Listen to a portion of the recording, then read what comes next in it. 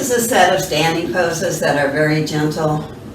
One of the reasons that we would like to be doing this is the fact that it helps build our bone density, or at least keep it stable.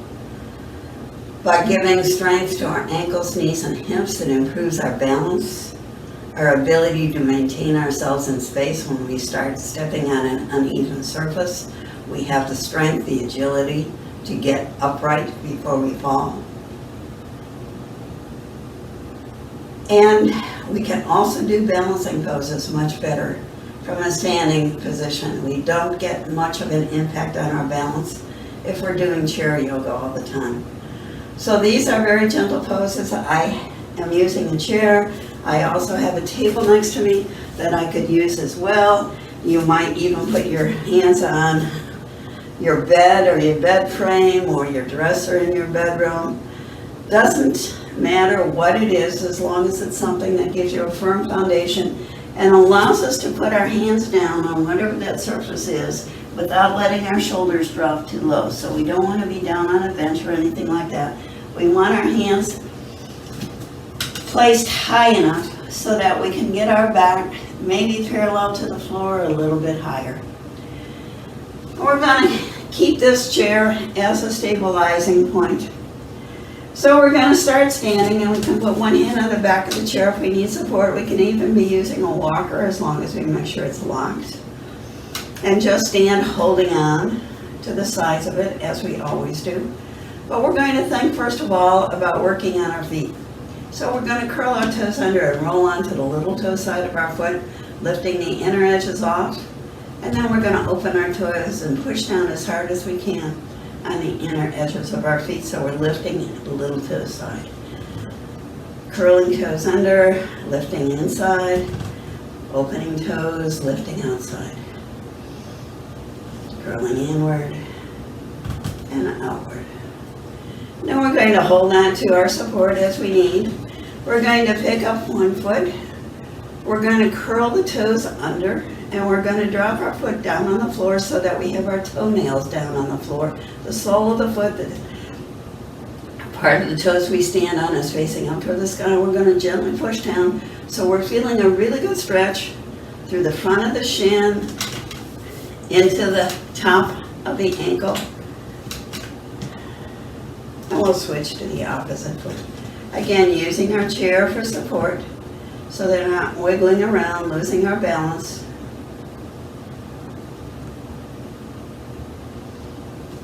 And then we're going to plant both feet on the floor. And we're going to do some knee circles. Keeping our feet flat on the floor if we can, or maybe rocking inside outside. We're going to reverse direction. One good thing about yoga is that it really helps the knees because it works the muscles above and below, inside, outside, front and back. Now we're going to do some hip circles. So we're thinking about maybe playing with a hula hoop, and instead of doing the knees, we're doing that circle of the hips around and around, reversing direction. And now we're going into an extended mountain, or a mountain first. We're going to stand nice and tall. If we need the support, we can do that, but if we want to, we can stand freely. We're making sure that our feet are flat on the ground. We're going to pick up our toes just for a minute to make sure we feel the inner and outer edges, the heel of the foot, the ball of the foot. We're making sure our feet are parallel. We're not standing web-footed or pigeon-toed. And we're lifting through the arches of the feet. We're tightening the quadriceps. We're growing. This is a mountain pose, Tadasana. We're thinking about pulling the shoulder blades up and then rounding them down and back. We can let our hands hang at our side, hold on to the chair for support, or the table, or whatever it may be. But we're growing tall to the sky.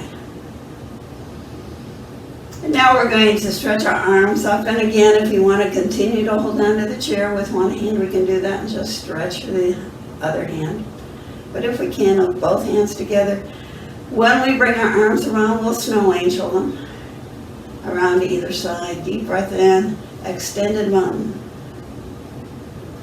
All yoga poses have a Sanskrit name, the ancient language of yoga. This one's called Tadasana with our hands down, extended mountain, Utthita Tadasana with the hands up.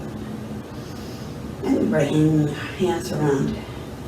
Anytime we start bending forward, we always want to make sure we do it with a pelvic tilt. So we think about the movement forward. We're going to take this bony part. We have this pelvic bowl. Iliac crest is the part here. Iliacus is the big bone, of which this is the crest. Pubic bone joins, fuses those two together in front. Tailbone is that triangular set of 5 vertebrae fused together in the back. So when we come forward, the tailbone moves behind us, this bony part comes forward. We're thinking about pouring water down between our feet. We're going to stand up tall. We're going to push that tailbone behind us, bring that iliac crest forward, stand up tall. One more time. This time when we come forward, we're going to plant our hands maybe on our thighs or just bring our fingertips to the chair. We'll stand up tall again. Same pelvic tilt. Tailbone behind, iliac crest coming forward, seeing if we can get our hands flat on the seat of the chair. Standing tall again. And coming forward one more time, hands on the seat of the chair. Or if we'd like to, we can start bringing the elbows down and seeing if we can drop even lower, feeling more stretch through the lower back. We're making sure that we don't pull the hips forward, that we keep the hips lined up over the knees, over the feet. And just trying to get as much of a drop with that head down toward our chair so that we can feel that stretch to the lower back.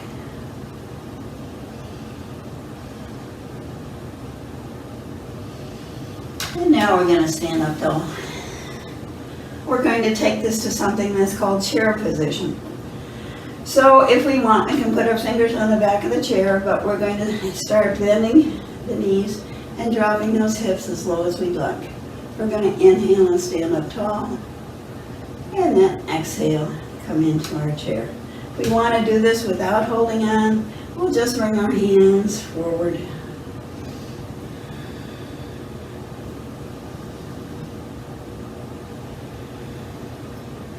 Now we're going to take one hand up to the sky when we come and stand up tall, and then bring it forward when we come into our squat, our chair. Stretching into our extended mountain with one hand up, holding onto the chair with the other, and then sitting back in our chair pose. As alternately stretching the muscles, hamstrings on the back, quads on the front. We'll switch to the other side. So opposite a hand being our support. As we bend, we bring the hand forward. As we straighten out, we'll bring it up to the sky. Forward, up to the sky.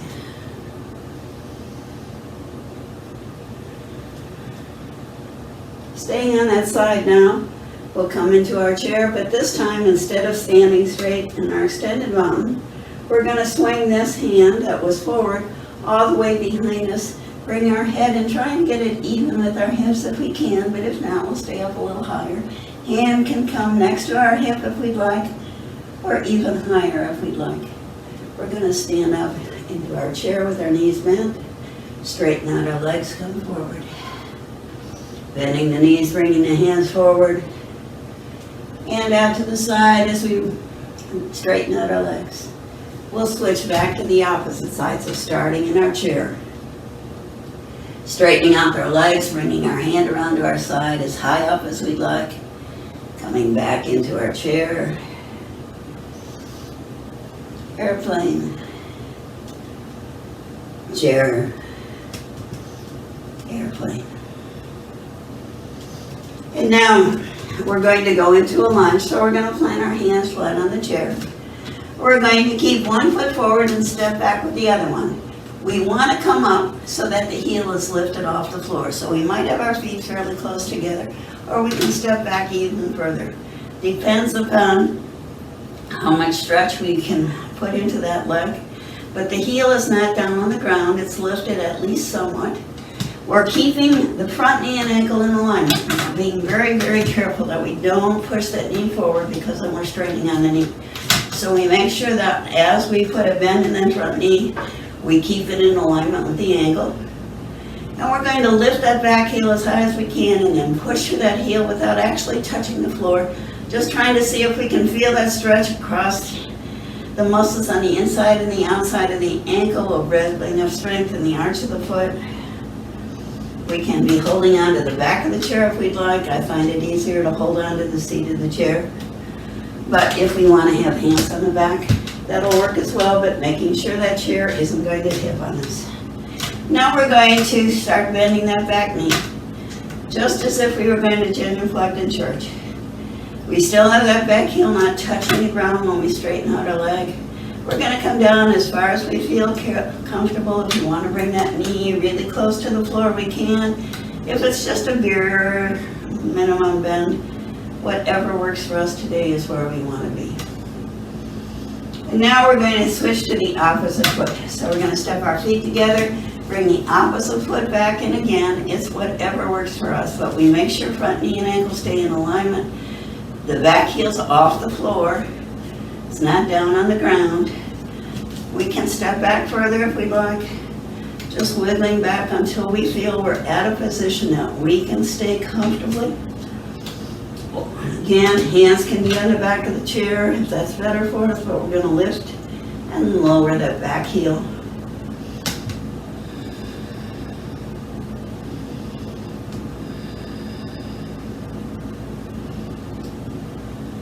And again, we're going to do that genuflection, bending the knee.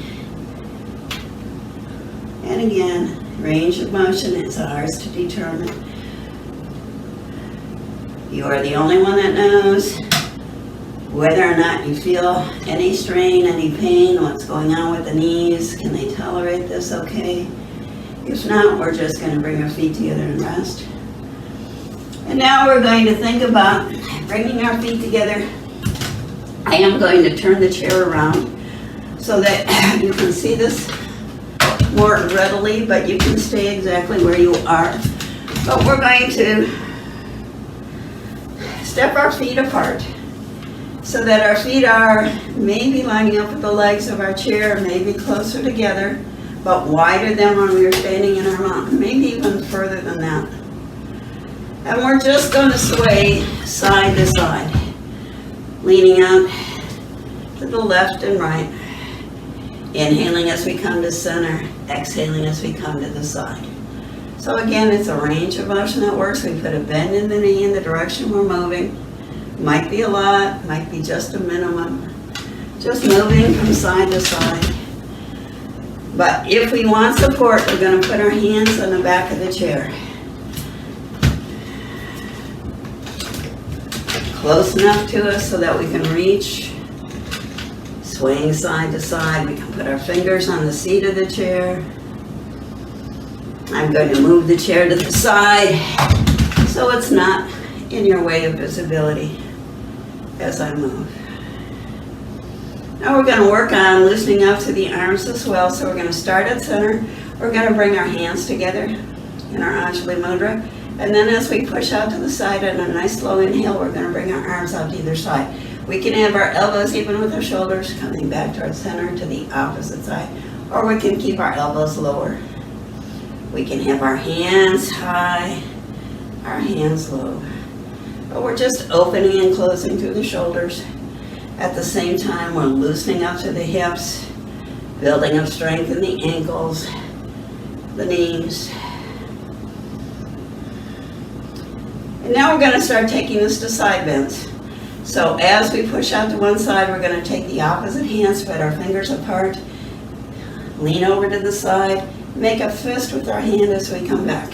We're going to stay on this side. So again, if we're using the chair, we can keep our hand on the back of the chair for support, leaning out to the side, standing tall, leaning out to the side, standing tall, switching to the opposite side. So we're going to keep one hand on the back of the chair. As we bend that knee and push off to that side, we're going to bring the opposite hand up and over the top. Stand tall, to the top, stand tall. Now we're going to take this to a little bit more working on the knees, warming them up as well as the ankles. We're going to take our hands, and again, I'm going to move the chair to the side so you can see a little better. Our 5-pointed star. Our feet are at an angle toward the side. hand stretch up. Then we're going to bring our hands down. We're either going to cross at the ankles or wrists or the elbows or all the way to our shoulder as we come into a squat. Making sure we're moving the knees out over the middle toe, stretching high up, and then opposite hand under. Stretching high up. And again, if we want to be using the chair for support, we'll keep one hand on the chair, other to our shoulder, and then switch to the opposite side after we've done that a few times.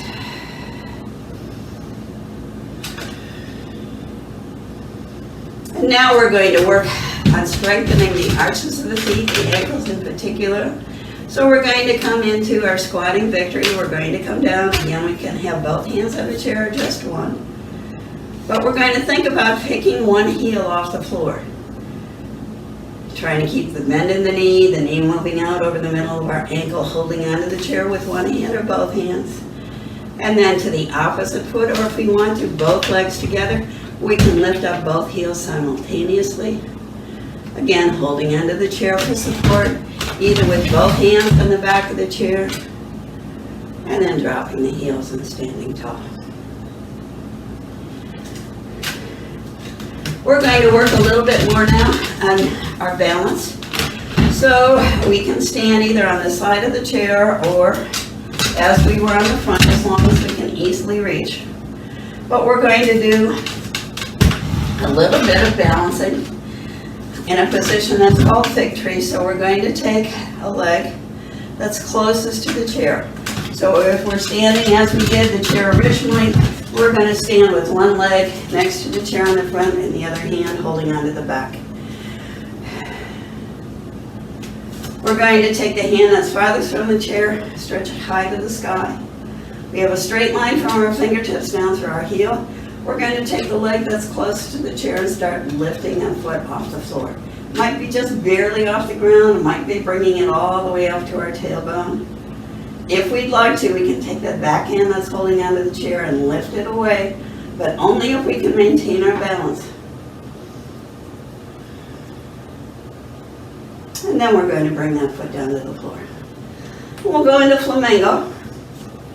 So we're going to continue to keep that hand touching the back of the chair. We're going to take the leg that's farthest from the seat of the chair, lift up the heel, point the toes toward the ground, bring that arm forward from our shoulder, and then if we'd like, we can lift that foot up.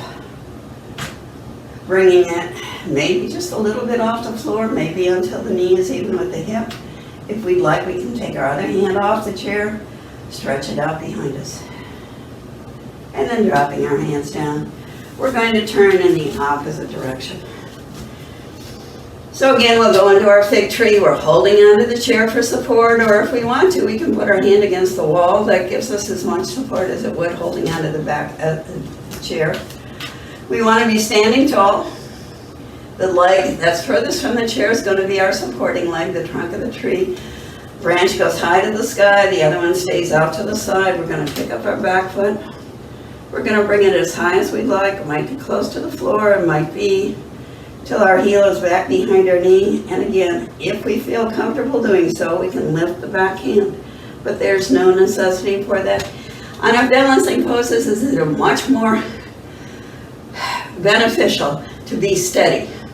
Wiggling around and trying to balance doesn't really help, because what we're aiming for is our proprioception. We'll go to our flamingo. So this time it's the leg closest to the chair that's going to be our balancing leg. We're going to lift the other heel off the floor, arm straight out in the front, and lift that leg as like other hand behind us. Proprioception is the body's ability to orient itself in space.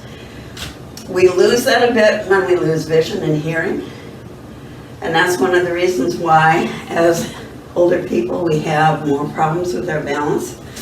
But when we do these kinds of exercises, we get our body used to finding that new spatial perception for itself.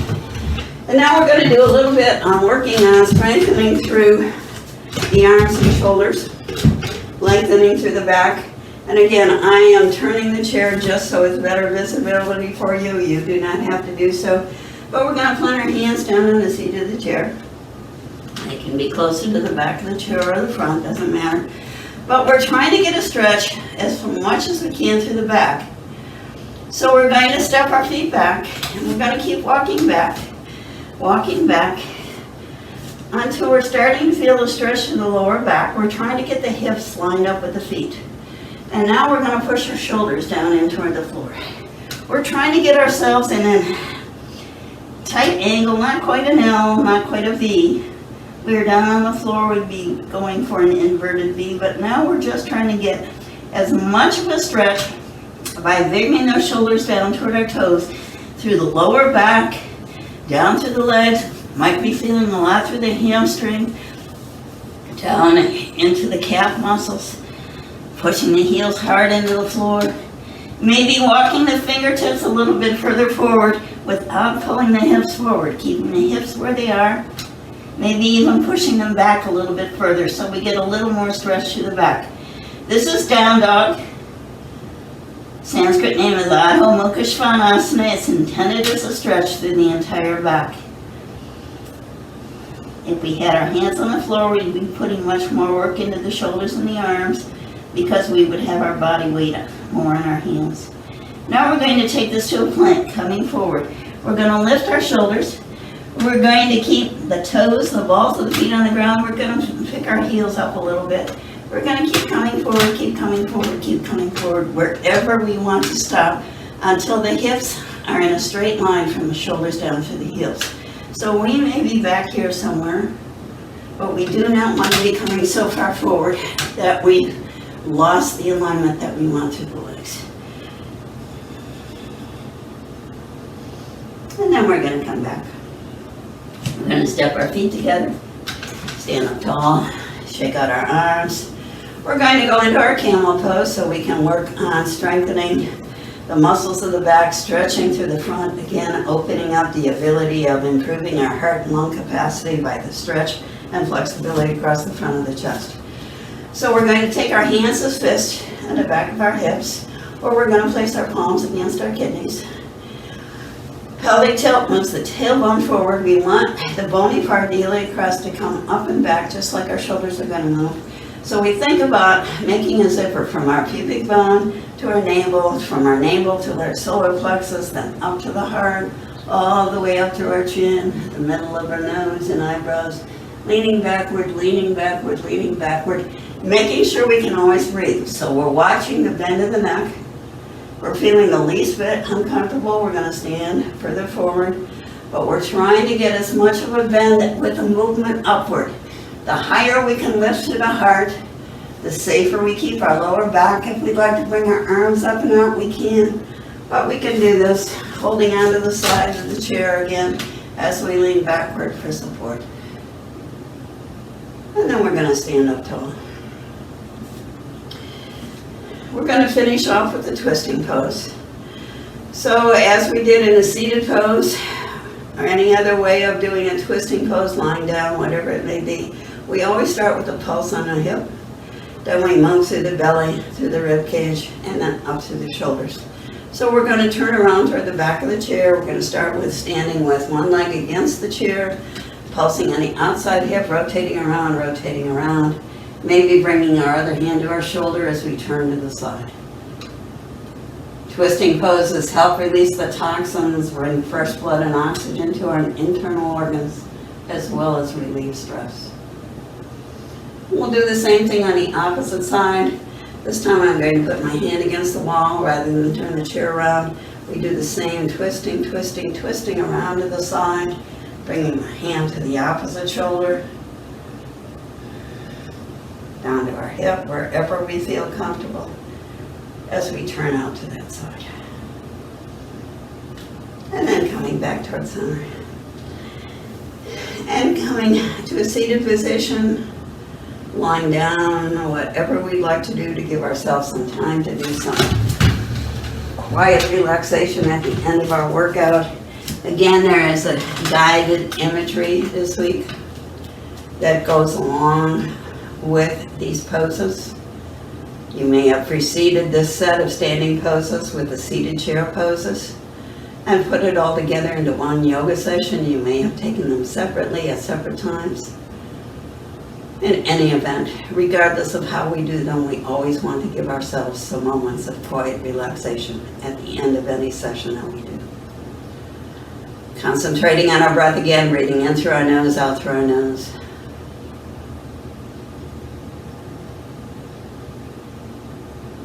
And stretching our arms side to the sky, bringing our palms together down to heart center. Namaste.